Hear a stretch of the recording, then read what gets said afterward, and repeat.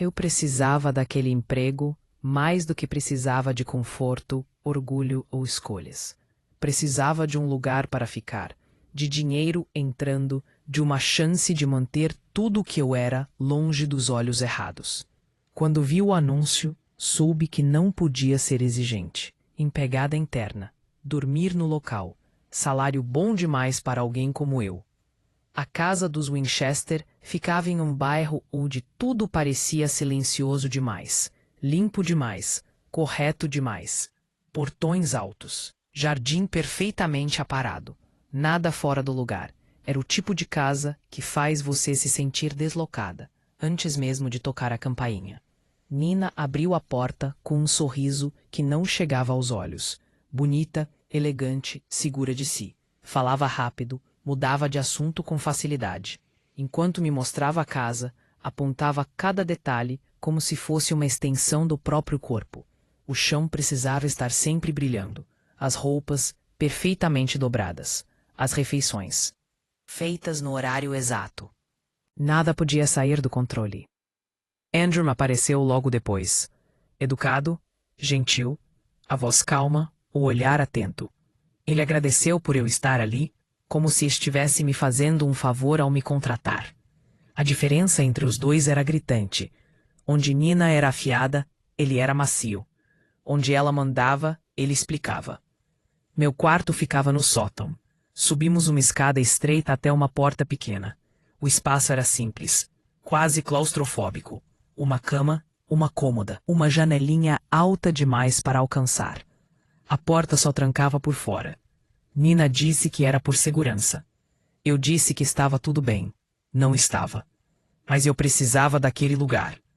Nos primeiros dias, tentei fazer tudo exatamente como Nina mandava. Segui cada instrução. Repeti mentalmente cada regra. Ainda assim, nada parecia suficiente. O café estava forte demais. A toalha dobrada do jeito errado. O brinquedo do filho fora do lugar. Ela corrigia tudo com um sorriso tenso, como se estivesse apenas esperando o momento de explodir. E às vezes, explodia. Gritava comigo por coisas que eu jurava não ter feito. Dizia que eu havia esquecido tarefas que eu lembrava perfeitamente de concluir. Falava com tanta convicção que eu começava a duvidar da minha própria memória. Andrew sempre aparecia depois. Perguntava se eu estava bem.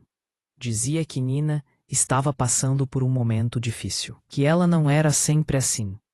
Que eu não devia levar para o lado pessoal. Eu queria acreditar nele. À noite, no quarto do sótão, eu repassava o dia inteiro na cabeça. Cada conversa, cada ordem. Tentava encontrar onde tinha errado. O silêncio da casa parecia mais pesado ali em cima. Às vezes eu ouvia passos. Às vezes vozes abafadas. Às vezes nada, e isso era ainda pior. Com o passar dos dias, a casa foi ficando menor. Não fisicamente, mas em tudo o que importava. As paredes pareciam ouvir. As portas pareciam observar. Nina passou a controlar cada detalhe do meu tempo, do meu corpo, do meu jeito de existir ali dentro. Ela dizia uma coisa e depois negava. Mandava fazer e, quando eu fazia, afirmava que nunca tinha pedido aquilo. Às vezes me encarava em silêncio, como se estivesse esperando que eu dissesse algo errado. Outras vezes sorria, doce demais, e elogiava meu trabalho na frente de Andrew, apenas para me humilhar minutos depois. Quando estávamos sozinhas, comecei a anotar tudo mentalmente. Horários, ordens, palavras exatas. Mesmo assim, a dúvida se infiltrava. Eu me perguntava se estava mesmo esquecendo coisas, se estava ficando distraída, se o problema era eu. Andrew continuava sendo o porto seguro. Sempre aparecia no momento certo, sempre com a palavra certa. Dizia que eu era eficiente, dedicada, que Nina não sabia lidar com as próprias emoções. Que aquele casamento era mais complicado do que parecia. Eu via os sinais. As discussões abafadas, as portas batendo, O jeito como Nina enrijecia quando Andrew entrava no ambiente. Tudo reforçava a imagem que ele queria passar. Aos poucos, comecei a sentir pena dele. O isolamento se tornou regra. Nina inventava tarefas que me mantinham ocupada o dia inteiro. Criticava qualquer tentativa minha de sair da rotina. Quando sugeri ir ao mercado sozinha, ela disse que não era necessário. Quando mencionei visitar alguém, ela fez uma observação casual sobre como empregados internos precisavam estar sempre disponíveis. À noite, o quarto do sótão parecia ainda menor. A porta trancada por fora deixava de ser um detalhe incômodo e passava a ser uma certeza. Eu não tinha controle nem sobre quando podia sair do meu próprio quarto. Nina começou a dizer que eu a estava observando, que meu olhar a incomodava, que eu estava ultrapassando limites. As acusações vinham soltas, sem prova, mas carregadas de convicção. Andrew, quando questionado, dizia que ela estava exagerando, mas pedia que eu tivesse paciência. Sempre paciência. Chegou um momento em que eu já não confiava nem nos meus próprios pensamentos. As coisas aconteciam e logo depois eram negadas. Objetos mudavam de lugar. Conversas eram reescritas. Nina afirmava com tanta certeza que eu começava a me perguntar se não estava mesmo errada. Ela dizia que eu era instável, que me observava falando sozinha, que me via andando pela casa à noite. Quando negava, ela inclinava a cabeça, como quem sente pena. Como quem já decidiu que você não é confiável. Andrew passou a ser a única pessoa com quem eu me sentia segura. Ele me ouvia. Dizia que acreditava em mim. Que Nina estava passando dos limites. Que eu não merecia aquilo. Às vezes, o simples fato de alguém dizer meu nome, com gentileza, já parecia um alívio. Eu sabia que precisava ter cuidado. Sabia que aquela proximidade era perigosa. Mas também sabia que era exatamente isso que tornava tudo tão fácil. Nina começou a me provocar de forma mais direta. Insinuava que eu queria o marido dela. Dizia que eu me vestia de propósito. Que eu andava pela casa tentando chamar atenção. Andrew dizia que ela estava paranoica, mas nunca a confrontava de verdade. A tensão crescia a cada dia. Houve uma noite em que tudo pareceu desmoronar. Uma acusação grave. Um erro que eu tinha certeza absoluta de não ter cometido. Nina gritou. Andrew tentou acalmar a situação. E pela primeira vez, olhou para mim com algo diferente no olhar. Dúvida. Foi ali que entendi como aquilo funcionava. Eles não precisavam me prender fisicamente. Bastava me fazer parecer instável. Bastava que eu mesma começasse a acreditar nisso. Mas eu não cheguei até ali por ingenuidade. Enquanto eles pensavam que eu estava quebrando, eu observava cada gesto, cada incoerência, cada silêncio longo demais. Eu sabia que aquela história estava perto do ponto de virada. Nada mudou de repente. Foi um ajuste fino. Um detalhe fora do lugar. Um olhar sustentado por tempo demais. Nina começou a errar o tom. Pequenos excessos. Contradições que já não se escondiam tão bem.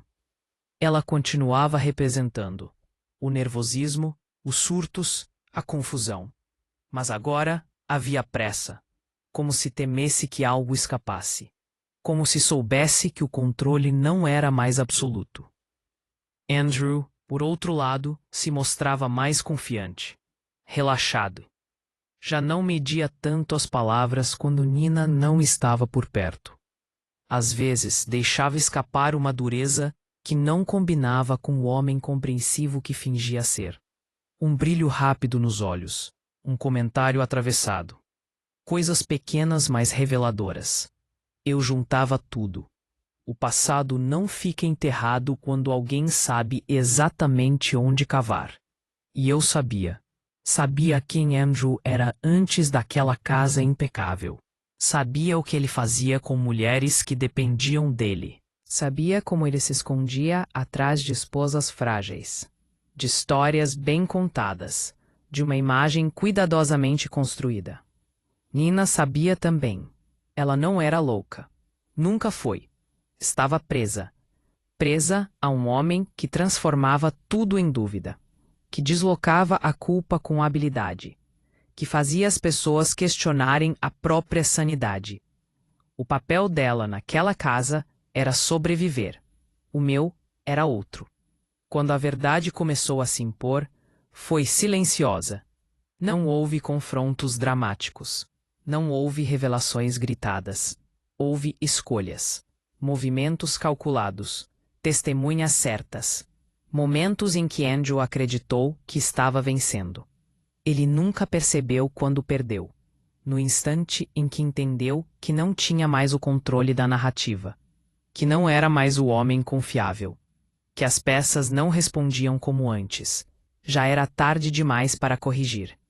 Nina saiu do papel que lhe haviam imposto. E eu deixei de fingir. Quando tudo terminou, não houve espetáculo. Não houve gritos, nem correria, nem redenção. Houve silêncio.